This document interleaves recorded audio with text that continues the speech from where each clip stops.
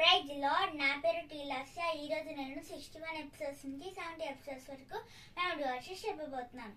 సమాధానకర్తయగు దేవుడు యేసుక్రీస్తు ద్వారా ప్రతి మంచి విషయంలోనూ తన చిత్త ప్రకారం చేయుటకు మిమ్మును సిద్ధపరచును గాక. హెబ్రీ పత్రిక 13వ అధ్యాయము 21వ వచనము. నీతి యేసు క్రీస్తు మీ కొరకు బాధపడి మీరు తన అడుగు జాడలో నడుచుకున్నట్లు మీ కొరకు మాదిరి ఉంచి పోయెను.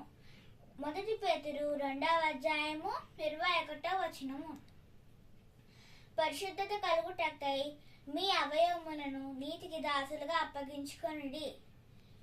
రోమియోలకు రాసిన పత్రిక 6వ అధ్యాయము 19వ వచనము. యెహోవా తమకు దేవుడు కాగల జనులు ధన్యులు. కీర్తనలు 144వ అధ్యాయము 15వ వచనము. ఆత్మ విషయమై దీనులైన వారు ధన్యులు, పరలోక రాజ్యము వారిది. మత్తయి సువార్త 5వ అధ్యాయము 3వ వచనము. దైవ చిత్తానుసారమైన దుఃఖము రక్షణార్థకరమైన మారు మనసును కలుగజేయును. అయితే లోక సంబంధమైన దుఃఖము మరణమును కలుగజేయును.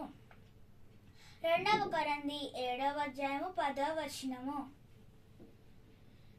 దీన మనసు గలవాడును గనుక నేను సాత్వికుడను, మీ మీద నా కాడి ఎత్తుకొని నా యొద్ద నేర్చుకొనుడి. మత్తయి సువార్త 11వ అధ్యాయము 29వ వచనము. న్యాయమును అనుసరించి వారు ఎల్లవేళలా నీతిని అనుసరించి నడుచుకుని వారు ధన్యులు. కీర్తనలు 106వ అధ్యాయము 3వ వచనము. మనము నీతిని అనుసరించి చేసిన క్రియల మూలంగా కాక తన కనికరము చొప్పుననే మనలను రక్షించెను.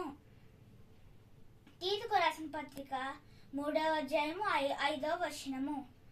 నీ హృదయములో నుండి జీవధారలు బయలుదేరును కాబట్టి అన్నిటికంటే ముఖ్యముగా నీ హృదయమును భద్రముగా కాపాడుకొనుము. సామెతలు 4వ అధ్యాయము 23వ వచనము. Thank you.